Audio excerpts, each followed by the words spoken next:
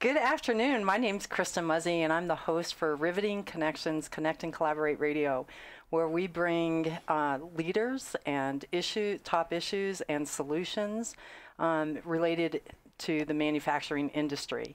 And I'm so glad you could join us today because we have two riveting connectors here with me today in the Colorado's manufacturing sector who are truly changing the world. And I can't wait to dive into what they're doing.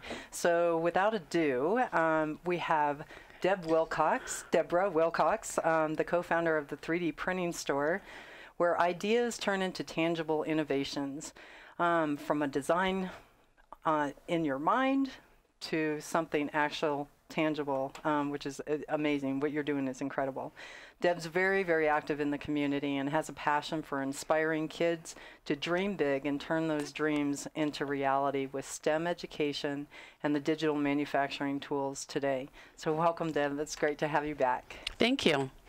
And we have Greg Kennedy, who is, and I'm going to take this slow, the collaboration and concept development at STEM School Highlands Ranch, and has passions for synchronous learning, STEM-infused approaches to learning in every curriculum, and bringing equal educational opportunities to all children in the world. Welcome, Greg. Thank you. It's nice to be here. It's awesome to have you. So truly, what you guys are changing the world. You are changing it one child at a time, one classroom at a time, one school at a time. And it's incredible what you're doing. Deb had shared with me about a project that you two have collaborated on for Denver's Design Week. Can you just dive in, share with us what you're doing? Of course. Denver Design Week has been in the past a little bit focused on architecture and interior design. And the new executive director, Jason Belair, said this time we want to talk about design and technology. So in support of that whole concept for Denver Design Week, I told him that what I wanted to do as a unit within that was to bring in some kids, bring in some young people, and have a young person design hackathon. And so we came up with an idea for this, which I think is going to be so much fun. I had the fortune of talking to Greg about this and Mike Schellenberger, who's also at his school. Awesome. And together, we really do have an amazing collaboration where we will bring young people into this world. We will show them what design means, what it can be for them in their futures and today. And we're going to also show the world and the design world what young people are doing, what they're thinking, what they're creating, and what they're capable of. And I think this is going to be such an interesting example of teaching design and showing kids and grown-ups what we can do. that key one, showing grown-ups, right? Because these kids are amazing. Some of the stories that you've shared with me about the ideas that these kids have in inventing, and I know I want you to share one of those stories. Absolutely. We're lucky because kids see us as a place where they can create things. So they come to us with their ideas, and their ideas are open-ended. Their ideas aren't presupposed. So there's no hurdles. They have no experience with which to block their creation. That's right. Yeah. And so with just a little bit of a supportive environment, that is certainly what they have at the school where Greg is, they are able to do amazing things. So one of our interns, Gitanjali, is 12. She's a patent holder. 12. And a patent holder. And she has that ability to think and think of interesting things and solutions to problems. In her case, she thought of a solution to how to measure lead in water very efficiently. Amazing. And so she has been recognized for that. But there are many Gitanjalis in our world. Absolutely. If we give them the opportunity, right, to think and to create. And this is the perfect storm for us to meet Deborah this year and to explain our vision, and then she explains hers. We've always known that the students are smarter than us. They're more creative than us. They're the ones that will change the world. We won't. Right. I know I'm certainly too old to do that, but I am just smart enough to realize that they can do it. And it's not just Gitanjali. It's every single one of them. And so this is an urgent situation. We have to act on this now. You're only in first grade once in your life. That's right. And hopefully. Well, but these are critical years where you either are going to help them be innovative and creative and maintain that through their whole life, or you're going to destroy it. And so projects like Greg. we're doing, it promotes it and it shows it as an example. But better yet, like this morning we were doing this project, and that aha moment from the kids, like, I can do it. I can do this. And then it's for us. And it feeds on itself. Well, and what we need in education are people like Deborah, who can inform us to what the real world is like. Here's an example. Maybe we should explain the project Maybe first. we should explain Okay. the project. And then get into the... about this. Yes. There's a lot of great Okay, stories all right, here. So tell us about the project. Describe it, because it's awesome. So my vision for the Denver Design Week Youth Hackathon was to call it Opening Drawers. And that was a very simple way of saying we're going to allow students to create, we'll call them drawer pulls, that they could design as to be anything they wanted. And then we would have a large display of these. So think of a 4-inch square. We would put a drawer pull on it, designed by a student, and then we would have as many of those as we can have. The beauty of like what a mural or a mosaic, right? The beauty of this project is those kids are thinking and designing in 3D. It's what I call making all kids dimensionally capable. Oh, interesting. Once they design in 3D, then I have the ability to make those things. I have the ability to print those things and turn them into real objects. Right. Turn them into real drawer pulls that we can put up on this board. So the idea that we are not just exercising their ability to be creative, but also that they're thinking about what goes into the real world. And those kinds of interesting ways in which we might approach this project to be fun. I use words like whimsical, magical, elegant, smart, intelligent. Any of the ways we can think about what that object that's very common in our world might be, utilizing somebody's creativity and then the design capabilities to turn that into a 3D object that then I can make. Now it's in the world, and it's in the world for the design world to see, and they've not thought about this before. To have all these kids, and how old are the kids that will be involved in the project? 4th graders. I love it. That's awesome.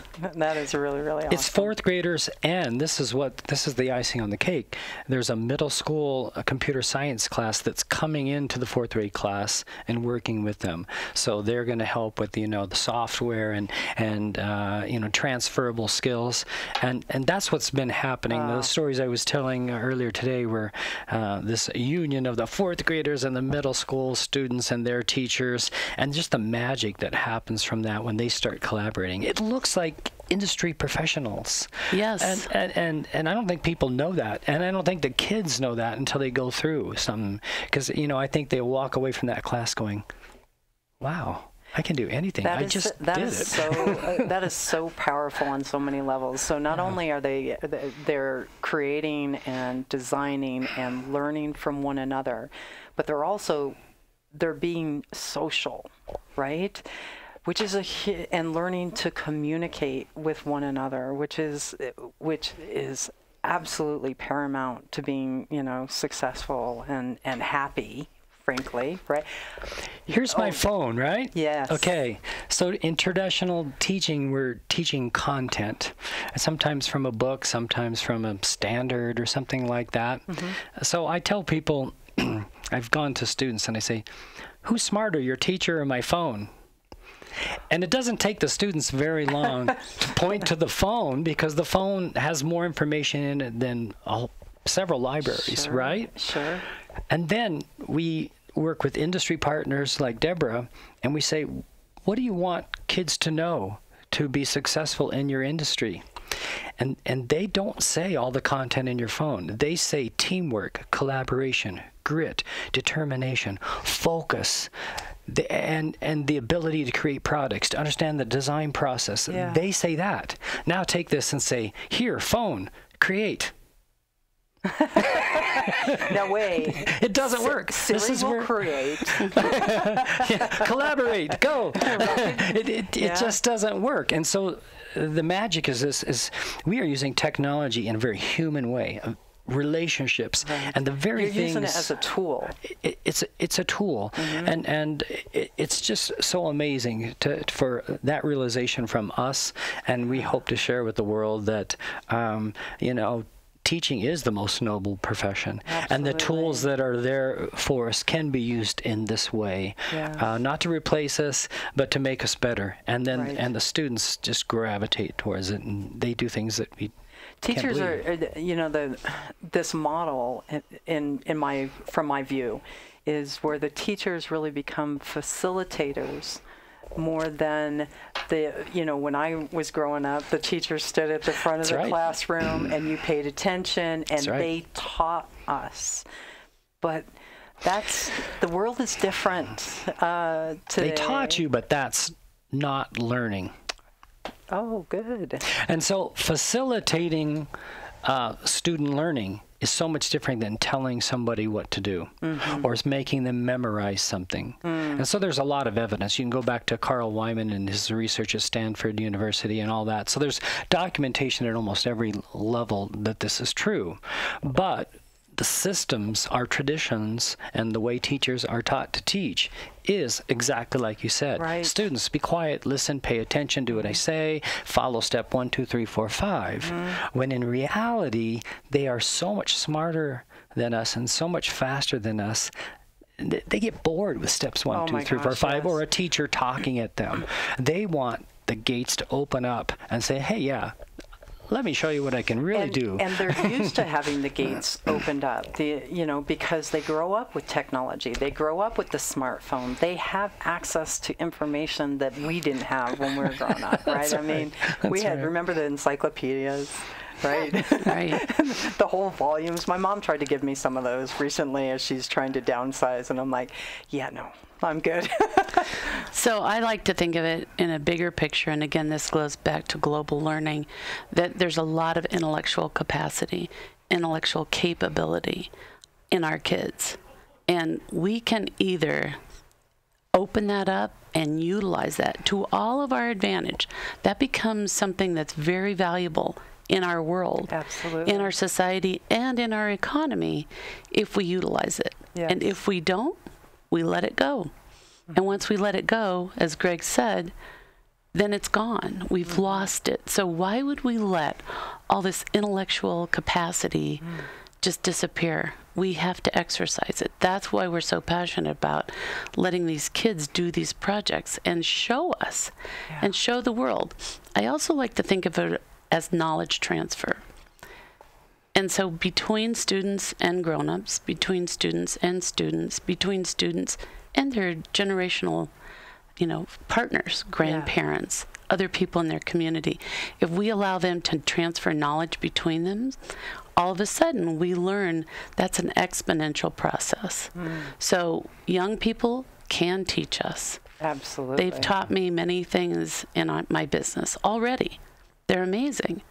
And we can teach them. And if we allow that transfer to happen, again, we're exercising that capacity, that intellectual capability that's out there that we just haven't done enough with. But it's a huge and valuable resource. Yeah. And we've got to do with it what's capable of being done. And then we're changing the world.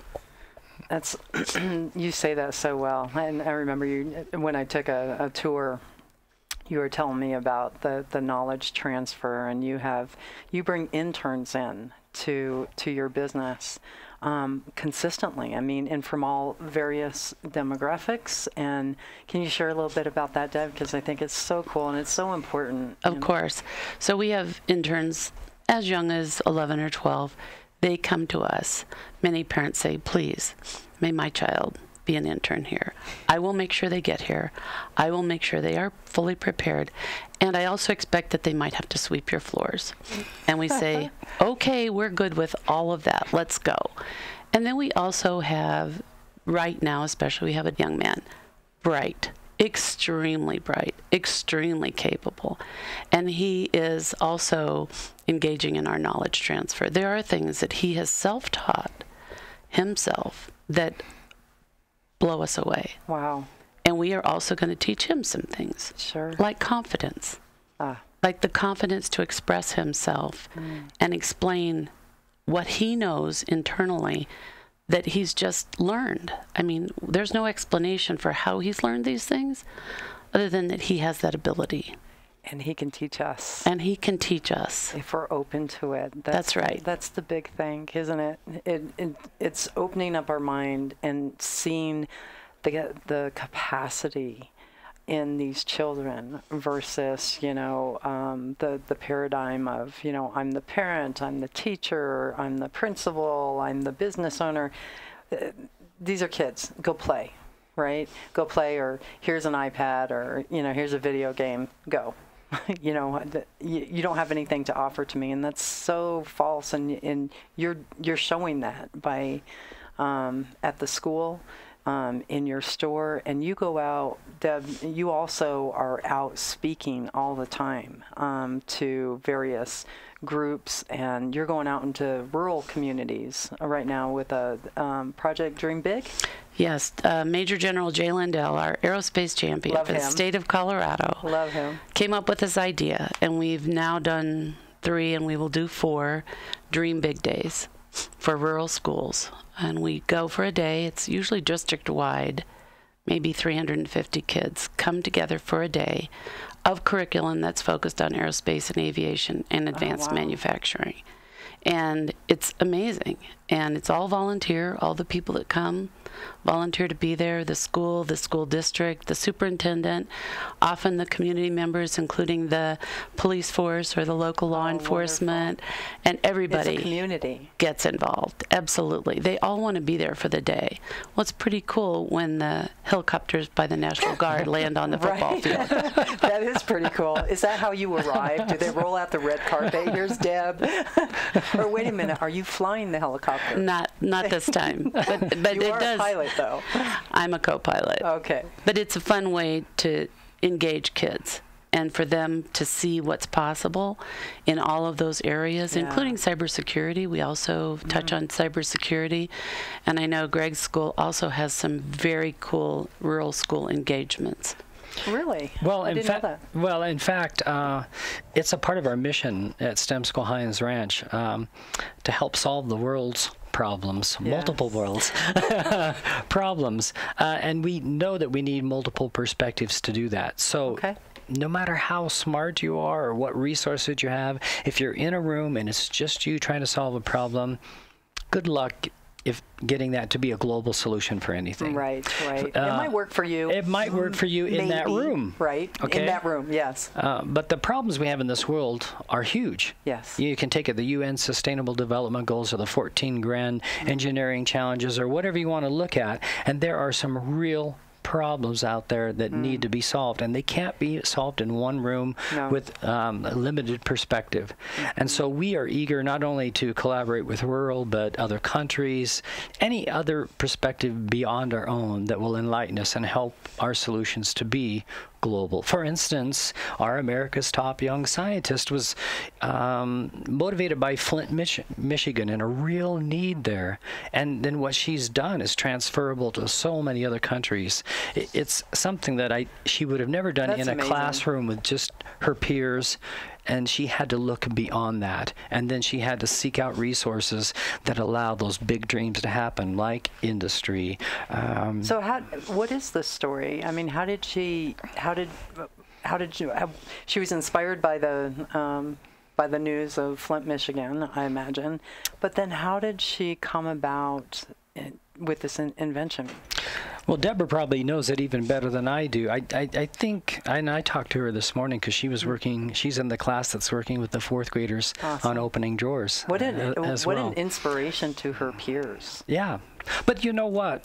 What she tells us, and I believe it, is that it's not a big deal. It's like every student has those ideas. Oh, wow. And so she's amazed that everyone's not doing that. And I think they can. Awesome. I know they can. I agree. And so that's also one of our motivators for rural America or rural Colorado is we know that those rural students can do everything that our America's top young scientists can do. They need the opportunity and they need those aha moments where they say, yes, I can. Right. And then it happens. And once you get a young person who realizes that, they're almost unstoppable. Right. They're single-minded. They go for it, and they've had a taste of winning, if you will, right? Creating, right? I can do it. Yeah, it's internalized for them. It's something that you can't stop them from doing, and that's learning. That's learning. That's learning at any age. Learning, right? Right. Wow. So what was the story? How did she? Because she had to have collaborated, obviously, with industry. So I don't know the technical aspects of her project. We have to get her on the show. Oh, you would enjoy her immensely. Yeah. But what I do know about her is she has allowed herself to think about these things and then come up with a solution and then search out the technology that she needs to accomplish that. So she just went about it in such a natural, logical way, I think, that didn't require that extra, people think, well, how did she come up with this? Well, again, if we let these kids intuitively follow their thought process, they do come up with these things. And now technology does make some of those things much more readily available to them. So what we ended up doing for her was making the device holder. So the sensors and all that needed something they lived inside of. Okay. And she came up with a 3D print for that. Now, in our world, she came to us and said, I need to be able to print a hinge for this device holder. We said, okay. And we sat down and she worked through that design to create a hinge, which is 3D printable. A working hinge can be 3D printed. You showed me that. And that was pretty phenomenal because it's two different materials. In her case, it was just one material, but she worked out the details of that design so that hinge would work for this holder that she needed. And she showed it to us and she said, I did it. I designed and printed the hinge. That was what she wanted to do. And she just single-mindedly went about doing that design with a little bit of help and with understanding some measurements and tolerances. Sure. And she finished it. And that collaboration with you is echoed in our great teachers at our school, too. So I know she went up to Miss Basu, our computer science teacher at STEM school, and it was the same kind of concept. I need an app that will do this. Can you work with me on this so that I can accomplish this goal? And that same single-mindedness, like, this is going to work. And so not only, it challenges our teachers, but it just becomes that culture of let's solve this together. Somehow, whoever we need. Let's change the world. Let's change the world by just working together. And let's not be intimidated by a piece of technology we don't have right in front of us. Sure. Let's go find it. If we can't find it, let's make it. Truly. Right. Yes. Let's make it. So, Greg, you were talking about the working globally, and so are you working with other countries? I am. So one of the projects, a friend of mine and I started an organization called One Voice for Change, and mainly because we thought, wow, these cool things that are happening in this school should be everywhere. And so through various connections, we ended up in rural Mexico. And so I spent a month this last summer there and a couple of smaller trips, and now we have regular synchronous sessions with them for learning. But so we're gonna come. I want to stop right right there because we have to take a break. Yeah. But we're going to come back, and I want to continue talking about this because this is really, really cool. So we'll be right back with Riveting Connections, Connect and Collaborate Radio with Deb Wilcox and Greg Kennedy in just a moment.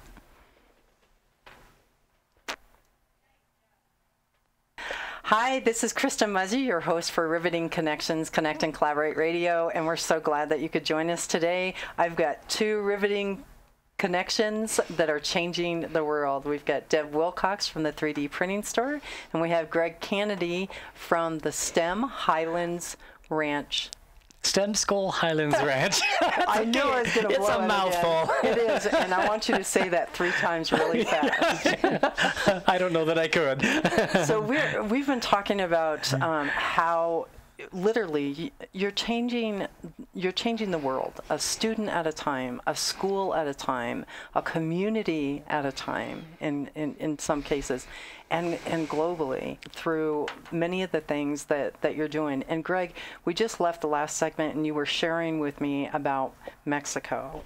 And can you share, continue on? You know, it's basically, one voice for change. One voice for change. And there's a lot of inspiration. Malala's, one book, one teacher, one pen can change the world, and then we had some survivors of the Holocaust that came to our school, and the message that many of us took away was like this could have been prevented if somebody would have just used their voice to speak up against it.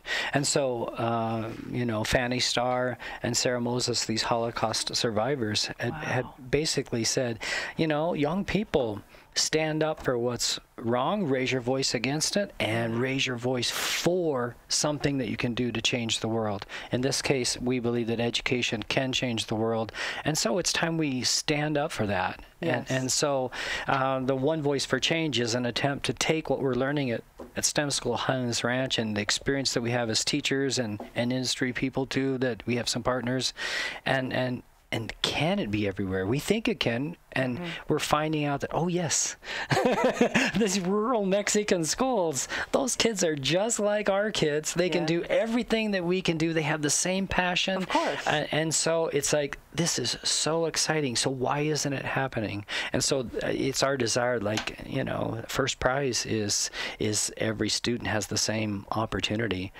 to achieve the infinite. And so, we're learning, and it's the ultimate problem-based learning experience. Right. It's an agile process, right? It's got to be fluid versus the rigid of the past. We're going to have this curriculum for the next 20 years. It can't be that way in today's world. I think one thing that Greg, through their work, has identified is that all different communities have assets and things that are not so great.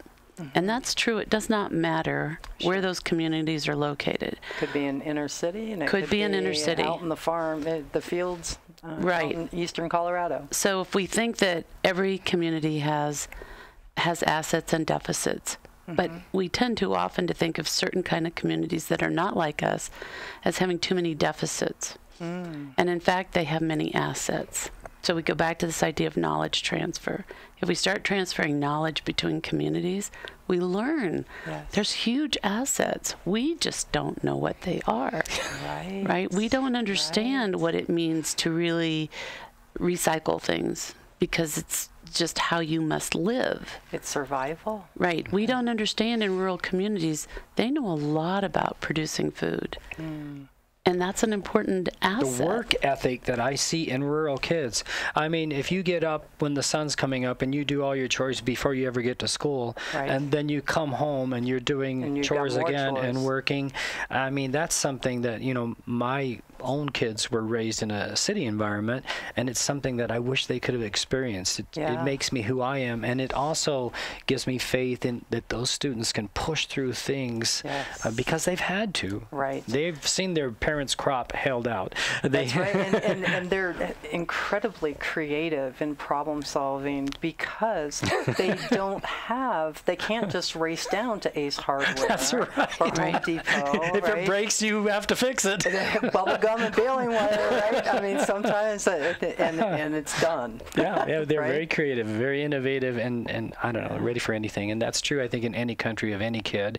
And so for us, it's transferable everywhere. But for us, the hope is in the young people and catching them at that young age and letting them know you can do anything, and we are there to help you in whatever way we can, so that they see the hope, and it's sustainable, not a one and done, but it's like we're gonna ride out the hard times with you and the good times, and we'll do our best to see you through this. Every problem you solve in any project, 5 other ones pop up as Yes, you're they solving do. one, Yeah. and that in and of itself is something that's not normal in some educational environments, but it's normal in the world, and we can learn from that. And I applaud teachers in classrooms where they understand the design process, and that you're going to prototype it, you're going to build it, it's going to fail, and that's good, That is because good. then you're going to learn a lot when you fix it.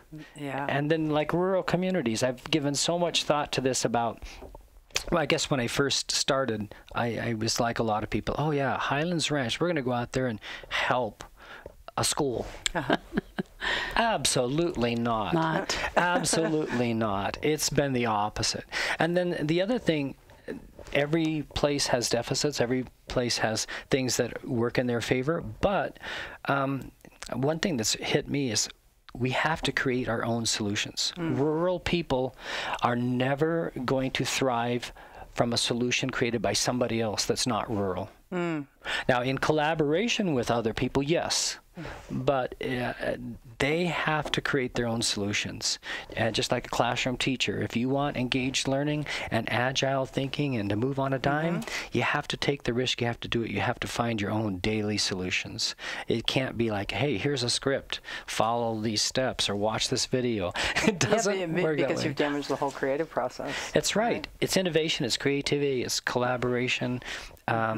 To foster that, I'm sorry, there's no easy answer. There's no script. There's no how-to manual. It's like, get in there, solve the problem. Right. And actually, Greg, you're a pretty good example of this because your background is not education, well, not middle school education, or it is. It's choral music. No, I have a doctoral degree in choral conducting, which I love. Yeah. You know, I bathe in Bach. I can't get enough of Italian Renaissance, you know? And so I mean, I have an artistic passion for those things.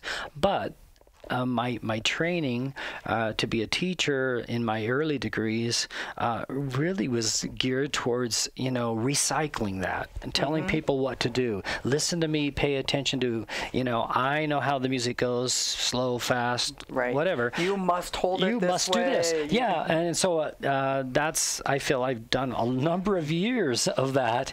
And so what I'm realizing now is that I wish I would have realized that the kids could do it intuitively better than I could, and that if they could write a song, create a song, because think about Bach, think about Palestrina, think about Cristobal de Morales, all these people that idolize Brahms.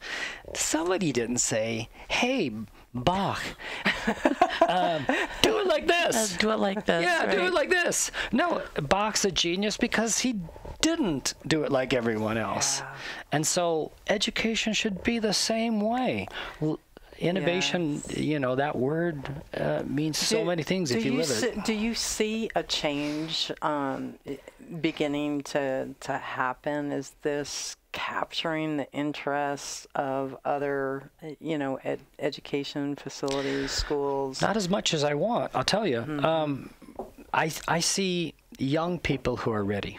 Yeah. It's low and almost no resistance for young people, because you think about it. I'm pretty old. I've been teaching a long time, and You don't look old, Greg. I am. But the students, more than any time that I've been a teacher, they're aware of world problems, and they have a burning desire to help the world. I've always seen individual kids that have that in them, but as whole, I have not seen the power of like, oh, millions of students are aware of their world and know that they have to do something. To me, that is so powerful. Absolutely. And I think the enemy, honestly, is ourselves. It's our systems. It's broken systems. We spend a lot of time and money trying to make a broken system work. And Trying to fit all these kids into one box, right? I always think of the Fisher-Price, you know, with the triangle and the circle and the square, and we're trying to fit kids into this box. Let's break that apart. And so here's what's happened and where this translates into that other side of my world, which is the manufacturing world. I've seen grown-ups who have come to us with an idea. They do some job and maybe have done that job for 20 years. They've always thought about something that would make their job better, smarter, faster, easier, safer. Any of those words would describe the things we've seen. Yeah. People walk in and say, I've always thought about this. What our technology, again, like for the students, has enabled for these grown-ups is for their idea to be placed in their hands. Become reality, and it's amazing. When I do that, it's like a child. They're looking at something in their hands. So we do go back to first grade, see, Greg? And say, that's it. I have been thinking about that for the last 20 years. Now, many of these things are innovations within an industry. Yeah. They can be small or large. They can have a singular impact or they can have a broad impact. Because if many people used this thing that someone designed for their industry, it might make the industry better. What I've learned, and I think it goes back to our teaching philosophy, is that many people who do a job on a daily basis are never asked if they have an idea for how it could be done better.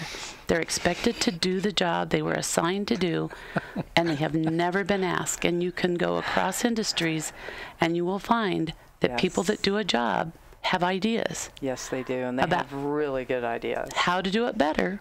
And I've now had the pleasure of making many of those things, so I can speak from experience. This is true. And if we would exercise again those people's ideas, just how much better would things be? Tools don't need to be heavy anymore. You maybe don't have to lift something around that weighs 35 pounds when it can weigh 3.5 pounds. Right. An example of something we've actually done. And those are simply things that need to come into our world. People have thought of them. We just have to allow those to happen. And then what happens? Our businesses get better. Yes. Maybe our manufacturing, our making things gets better. Maybe it's more efficient. Maybe it's safer. And at the bottom line, what does that mean? Right. It's better for businesses. It is better for business. And employee retention. I mean, here we are, you know, you're touching on some points I'm passionate about, as you know, and the whole, you know, workforce skills gap right now. What if these, innovative ideas coming from, the shop floor or in HR, wherever, from your most precious resource, the minds and the hearts of the people actually doing the work, and if we engage them, perhaps they'll come up with the solution, and maybe we don't need another 10 FTEs to come in because we reconfigure the line, or we modify the product, or robotics, or I mean the ideas are unlimited, right?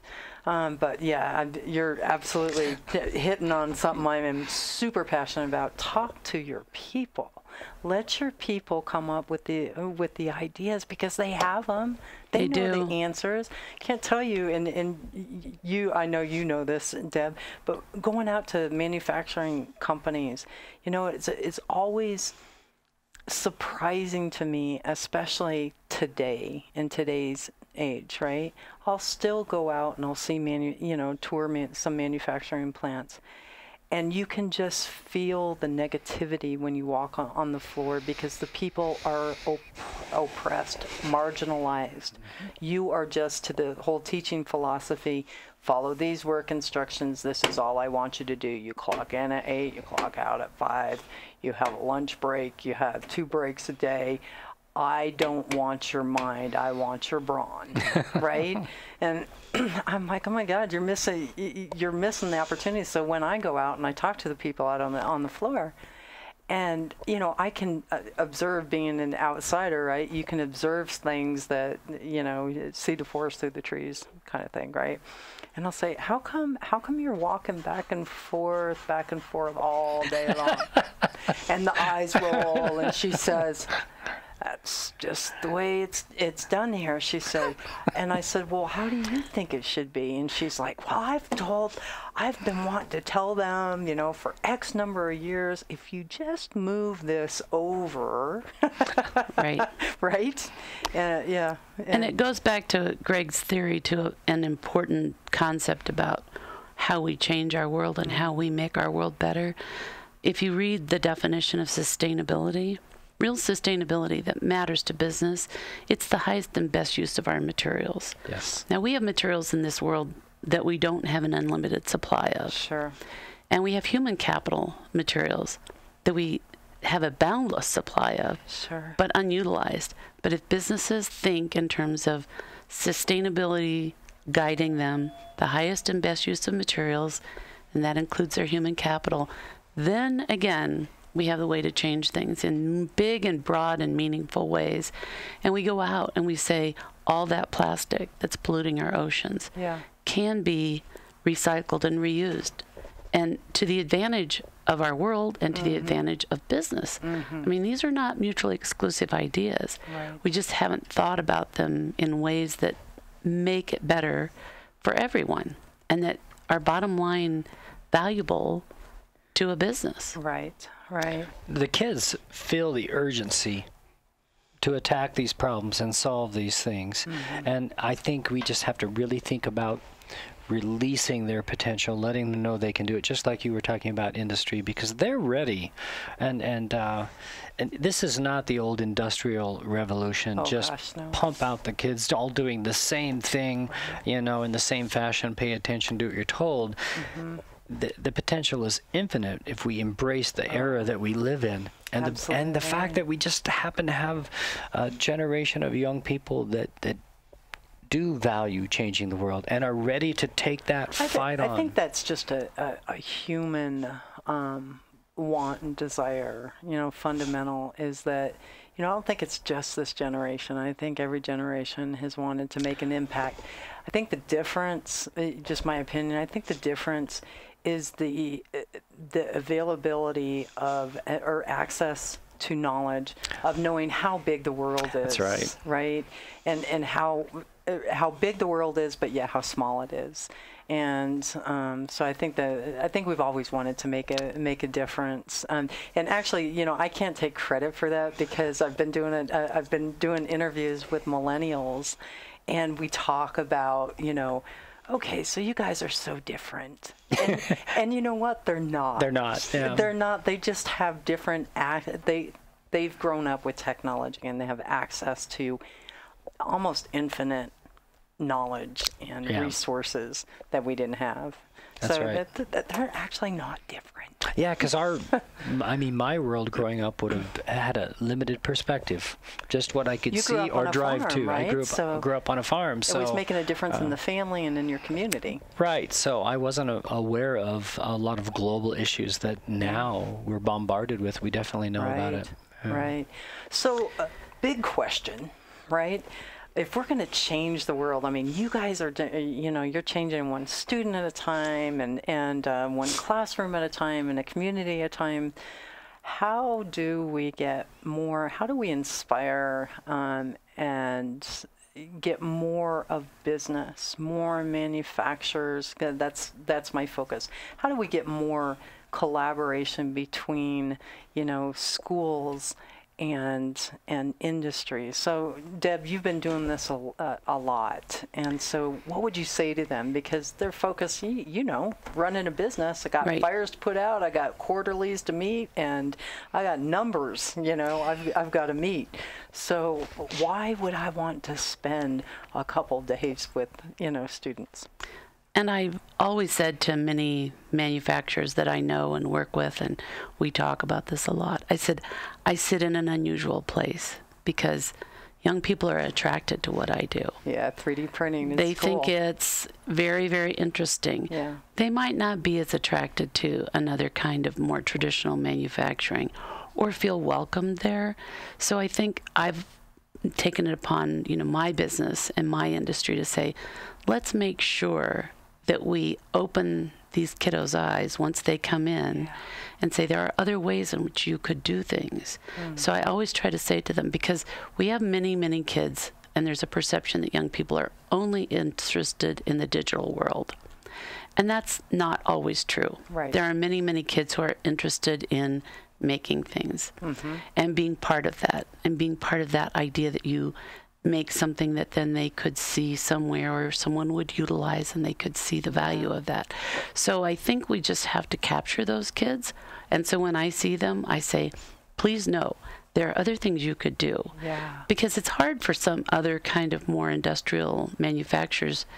They just are not going to have kids walk in their door and go, I want to work here. So they need to fill the pipeline. I've been talking to a couple manufacturers that are really beginning to, or not beginning, they've been doing it for a little while, but they're building their pipeline of the next generation, and they're going out and they're doing internships with high school kids, right? But they're also reaching out into the community and going out and talking to classrooms. And one very interesting thing that's taking place with Northern Colorado Manufacturing Partnership is they do a parents' night, because we have to educate the parents too of the possibilities and the opportunities that exist in our industry, manufacturing industry, right?